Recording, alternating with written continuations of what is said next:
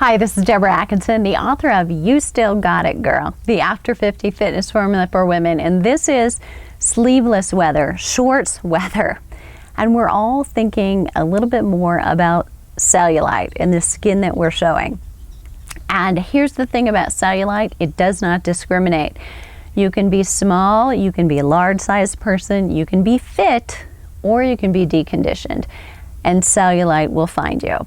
So it's true of all of us who are over 50, more so than someone who's 20 or 30, but it's true that younger people also have cellulite. So there's no mystery about cellulite. It's fat under the skin, trapped under the skin and between a layer of fascia that you have covering your muscle.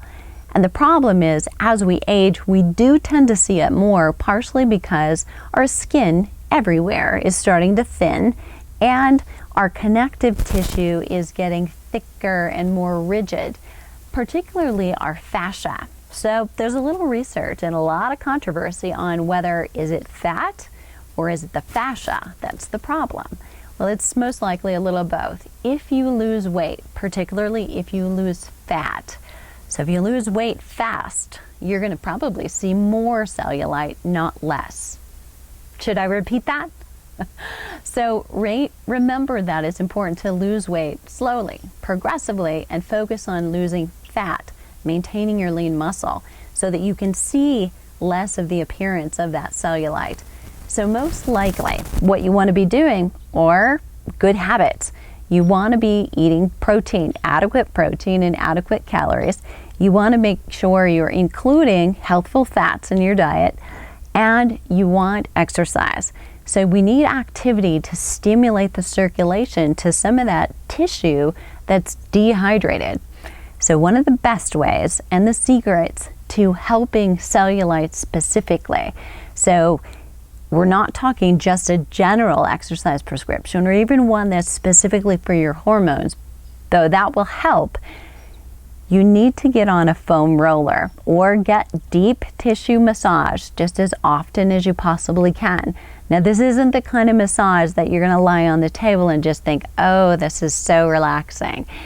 This is going to not feel so good. It's that kind of deep tissue, because what you're trying to get to is the fat under the skin that is that cellulite and the fascia that underlies that. So you've got skin and you've got this fascia. The fat between tends to be the cellulite, and if this fascia is really dry and dehydrated, you're going to have more problems and more visible cellulite. So the more we can stimulate that fascia and hydrate it, the better. But the way to get to it is through deep tissue rubbing, or grab your foam roller if you have one, use one at the gym if you don't, or grab a tool called the stick, which is kind of a small spindle that you can roll yourself on troubled areas. And for most women, that's thighs, hips, butt, and upper arms. Actually gain a little cellulite along the way as well.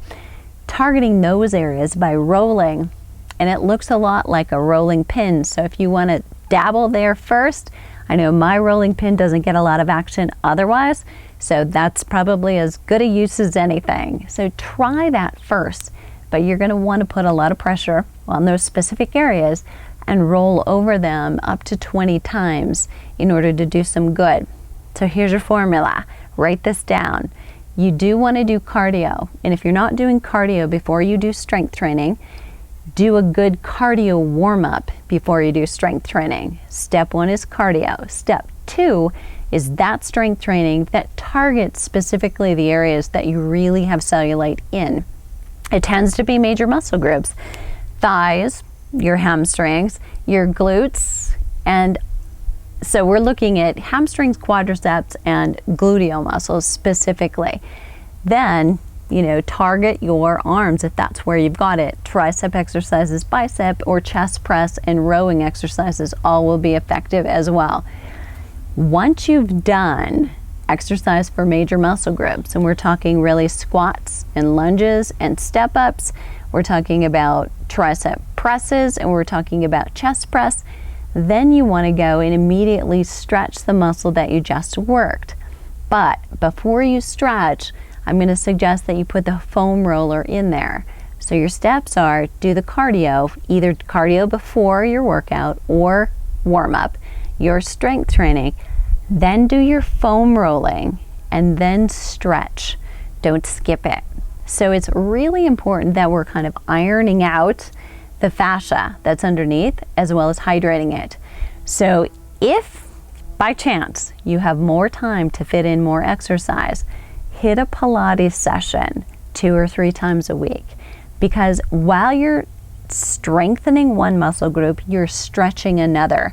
And Pilates has a wonderful balancing effect on the body. But if you're looking for the most result, the most return on your investment of time and energy, it's going to be in strength training, because you're going to get the lean muscle more than you would from Pilates alone. You're going to get some bone density support, just good for health in general, and you're also going to have that longer term maintenance of getting through to the muscles and making you more functional so you're more active. All of those things are going to play into the more active you are, the less likely you are to see cellulite. So although fit people can get cellulite as well, it's possible to reduce it, and fit people are going to see less than those people who are deconditioned. So the more active you are, the better. And that is your cellulite solution for today.